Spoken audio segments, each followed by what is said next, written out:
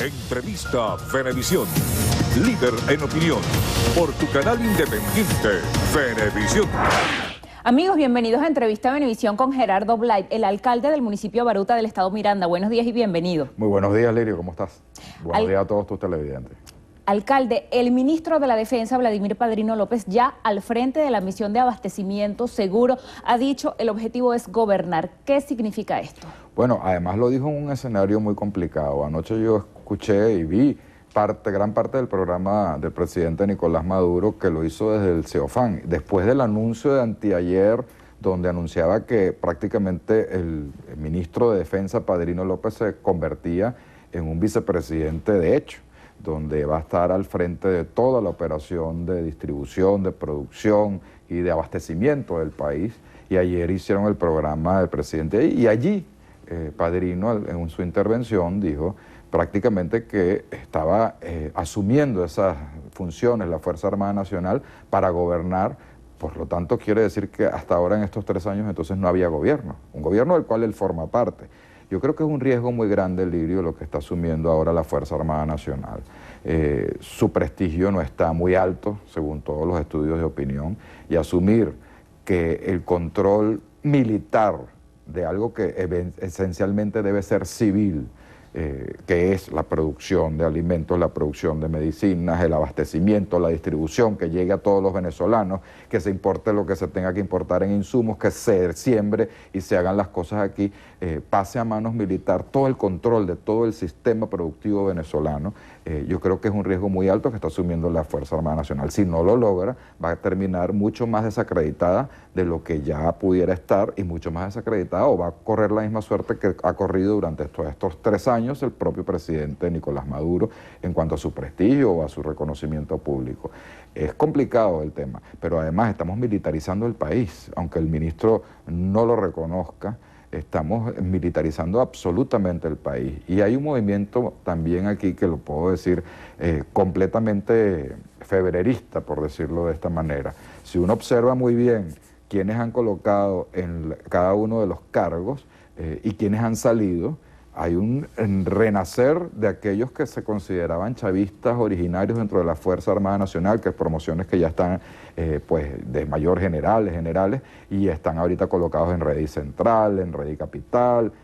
Hubo un reacomodo en la Fuerza Armada Nacional y el febrerismo pareciera que es el que está mandando en ella. Alcalde, en otro tema, usted mismo fue responsable de la recolección del 1% de firmas en su municipio Baruta. ¿Qué significa que todavía no haya fecha para continuar al próximo paso de esa recolección de 20% para activar el mecanismo de referendo revocatorio?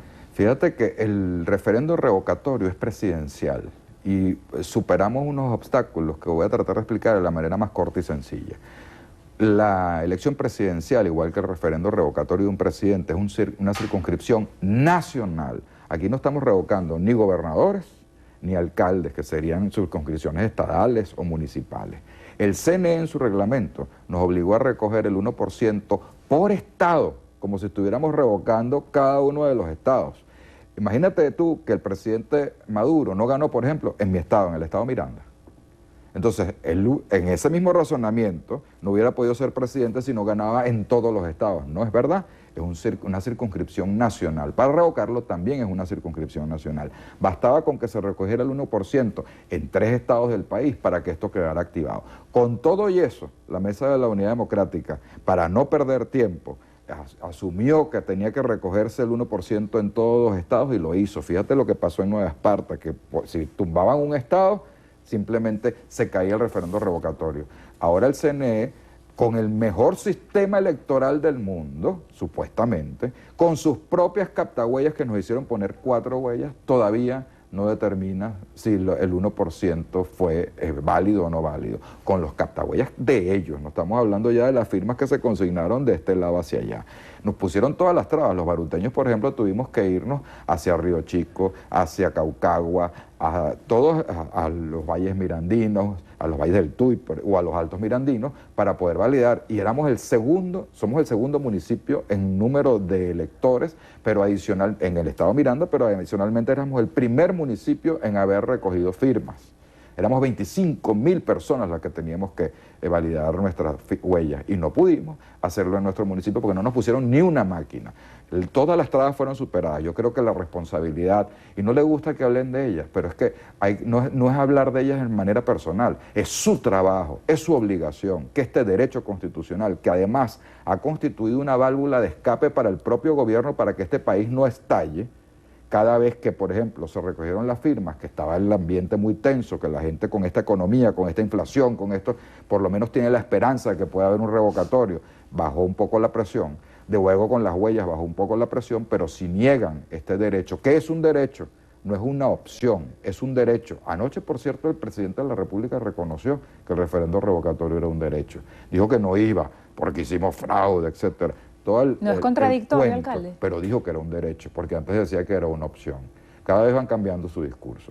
Es un derecho constitucional que además no debe ser sometido a tantas trabas porque un CNE, un árbitro electoral, tiene la obligación de facilitar los procesos, no tiene la obligación de obstruir los procesos como lo está haciendo. ¿Qué está haciendo la Mesa de la Unidad para procurar que se pase a la otra fase? Hoy comienza toda una campaña por el 20%.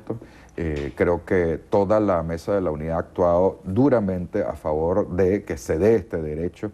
Creo que los venezolanos, además, más allá de la Mesa de la Unidad, han depositado sus esperanzas en un cambio político en Venezuela en paz, democrático, constitucional y electoral. La vía electoral es el referendo revocatorio. Según el expresidente del gobierno español, José Luis Rodríguez Zapatero, llegó el 13 de julio y esa sería la fecha que según él dio la Mesa de la Unidad para iniciar el diálogo. ¿Va a haber diálogo sin fecha de revocatorio? Bueno, la Mesa de la Unidad ha tenido reuniones entre la unidad misma y también tuvo ya creo que una reunión con el expresidente Zapatero. Personalmente, yo creo que ha debido ampliarse la cantidad de personas, o por lo menos la tendencia política de las personas que están intermediando de estos expresidentes. Si está Rodríguez Zapatero, yo en mi partido, en Nuevos Tiempos y en la Mesa de la Unidad he sostenido que por qué no está, por ejemplo, otro socialista expresidente de España como Felipe González para equilibrar, porque nos parece que Zapatero está extremadamente parcializado hacia el gobierno. Eso es mi opinión personal, no lo puedo hablar en nombre de la Mesa de la Unidad Democrática. Sin embargo, si la Mesa de la Unidad Democrática ya ha puesto una agenda, y la agenda tiene que ser precisamente, no se puede discutir un derecho como el derecho revocatorio, no es negociable en ese diálogo, porque el derecho a revocar o no es un derecho constitucional, que es sui generis, que está en pocas constituciones, creo que en 2 legislaciones del mundo, que está en Venezuela en nuestra constitución, sí. Bueno, pero yo no discuto, por ejemplo, al presidente Zapatero, que allá tienen rey, allá tienen monarquía, allá tienen un sistema parlamentario, que no pueden formar gobierno si no tienen yo no sé cuántas mayoría calificada en su parlamento, pero esa es su constitución y uno no lo discute. Cuando cambien su constitución cambiarán las cosas, pero esta es nuestra constitución y en nuestra constitución nos establece ese derecho. Y después tiene que haber pues un tratamiento especial a lo que son los presos políticos. Ya nadie en el mundo habla de que en Venezuela no hay presos políticos. Los únicos que incluso todavía a veces niegan que existan presos políticos y detenciones arbitrarias es aquí. Aquí hay, en los últimos meses, hablando de diálogo, y por ejemplo, alguien que nadie nombra, Coromoto, el ex jefe de escoltas del presidente del Parlamento, está detenido sin imputación fiscal y sin acusación fiscal. Es más, había salido liberado y una juez a medianoche lo volvió a ordenar detener. Y no ha habido más nada. La fiscalía dice, no tengo nada contra ese señor. Aquí hay detenciones arbitrarias constantes. 2 muchachos de Voluntad Popular que iban a llevar un dinero en la campaña, también fueron detenidos de manera arbitraria y ahí están presos. Y ese es el diálogo que se quiere. Yo creo que hay que sentarse en una mesa de diálogo con unas condiciones específicas, no incondicional, como dice Maduro. Además, Maduro quiere hablar solo con Henry Ramos face to face, como dice él. No, la Mesa de la Unidad Democrática, y Henry Ramos también lo ha dicho, está compuesta por muchos factores, y esos factores tienen sus representantes. No es Maduro quien elige quién es el líder de la oposición o quién es el interlocutor de la oposición. Es la propia oposición la que elige quién es el interlocutor. Él eligió a sus interlocutores, puso a Jorge Rodríguez, etcétera, a Roy Chatterton. La oposición elige quiénes son sus interlocutores. No es Maduro el que va a elegir quién es. Quiere decir que si no se dan esas 5 condiciones que había puesto la oposición representada en la Mesa de la Unidad, no es posible encontrarse en una mesa de diálogo. Mientras no haya una posibilidad de acercamiento, continúan los problemas que padecen los venezolanos. La oposición no es gobierno, y eso hay que dejarlo claro. Pareciera que quieren el diálogo para solucionar los problemas de gobierno, de gobernabilidad. Lo dijo ayer el Padrino, que hay que gobernar y que ellos estaban asumiendo todas estas funciones para gobernar. La oposición solamente es mayoría parlamentaria, pero eso no es gobierno ejecutivo. Quien tiene la obligación, y eso tiene que estar claro, de solucionar los problemas económicos del país es el gobierno nacional, que controla la política económica. La oposición, ¿qué puede hacer? Colaborar, pero evidentemente si tú... Fíjate, el Tribunal Supremo de Justicia ha decidido 14 veces en lo que va de los 6 años contra la Asamblea Nacional. Contra las leyes emitidas por el Parlamento contra todas las actual. leyes que ha emitido la Asamblea Nacional. Entonces, ¿dónde está la guerra de poderes? Los poderes están controlados por el Ejecutivo Nacional. Quien debe gobernar es el Ejecutivo Nacional. Yo sí creo que hay que dialogar, pero dialogar sobre todos estos temas. Pero el problema económico del país no lo soluciona un parlamento, lo soluciona el gobierno, quien está gobernando. Y si no puede solucionarlo, bueno, lo revocamos y cambiamos de gobierno. Alcalde, muchas gracias por haber venido hoy a Entrevista Venevisión. Muchísimas gracias a ti. Despedimos a Gerardo Blay, el alcalde del municipio Baruta del estado Miranda, y quedamos contigo, Gregorio. Muchísimas gracias, Lirio. Amigas y amigos, hasta aquí la presente emisión de su noticiero Venevisión. Gracias por acompañarnos. Que tengan todos un excelente día. Y recuerden, Noticiero Venevisión, Canal 4 reporta. Ustedes deciden. Fuerte abrazo.